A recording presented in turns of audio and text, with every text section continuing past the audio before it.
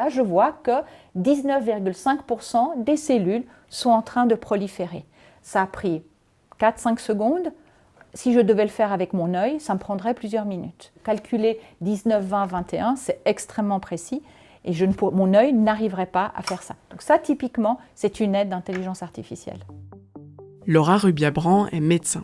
Mais depuis 5 ans, elle a ajouté des outils à sa mallette. En plus du microscope, elle utilise tous les jours des programmes informatiques pour diagnostiquer les pathologies dans les échantillons qu'elle reçoit. Dissection, numérisation des tissus, analyse des cellules par ordinateur et machine learning, le temps l'a suivi le temps d'une après-midi pour comprendre pourquoi et comment l'IA nous soigne déjà. Dans la population générale, le nombre de cancers, qui est une des bases du travail que nous faisons et du diagnostic que nous faisons, augmente. Et la population vieillissante, oui, nous avons environ 5 à 10% d'augmentation annuelle de patients et d'échantillons à traiter et analyser.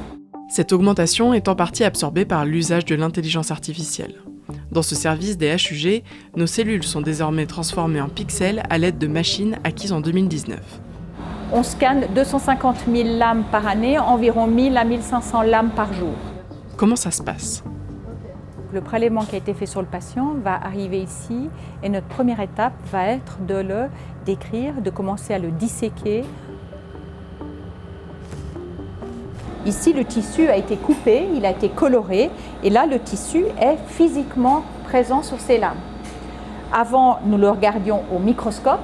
Aujourd'hui, pour pouvoir lancer un logiciel d'intelligence artificielle sur ce tissu, il va falloir passer à une étape où le tissu va être numérisé en pixels. C'est aussi meilleur pour nous, on est moins exposé aux produits chimiques. La technologie est en constante évolution, et cette évolution est complètement intégrée au fonctionnement du service.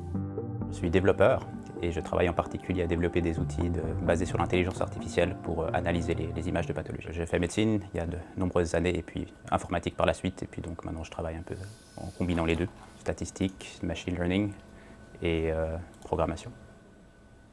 Le gain de temps pour des cas difficiles, ça peut être, disons, 70-80% du temps. On a pu démontrer que l'implémentation de la numérisation nous fait gagner du temps que nous récupérons sur vraiment donner du temps aux patients. L'efficience devient un facteur important par aussi restriction des ressources, mais aussi par meilleure prise en charge du patient. La deuxième partie, c'est que ça va nous assister dans tout ce qui est la précision de mon œil. C'est ce qu'on appelle le pré-screening, ou bien par exemple où sont les cellules normales et les cellules pathologiques. Donc là, c'est pas seulement un gain de temps, mais c'est aussi un peu une double lecture, parce que quand il y a beaucoup de cas à faire, c'est quand même rassurant de savoir que si le modèle voit rien, c'est que probablement il n'y a rien non plus.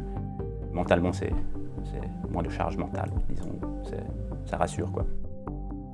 Et le troisième volet, mais qui lui est encore vraiment exploratoire, c'est est-ce que grâce à l'intelligence artificielle, l'intelligence additionnelle, on arrive à détecter des éléments que mon œil n'arrive pas à voir.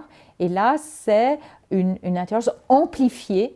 Et ça, c'est aussi la partie recherche et études que nous faisons, puisque nous sommes une structure hospitalo-universitaire et nous menons aussi des projets de recherche là-dessus.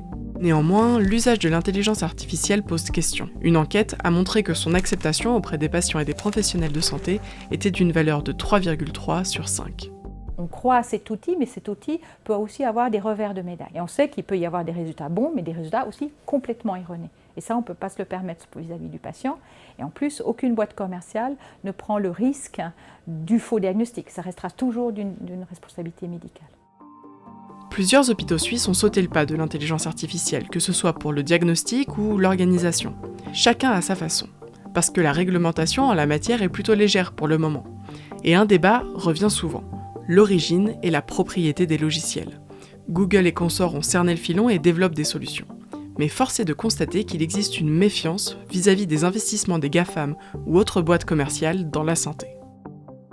Donc le choix que nous avons fait, c'est de garder quelque part connaissance et contrôle et ne pas déléguer ça aux boîtes commerciales, effectivement. Le temps.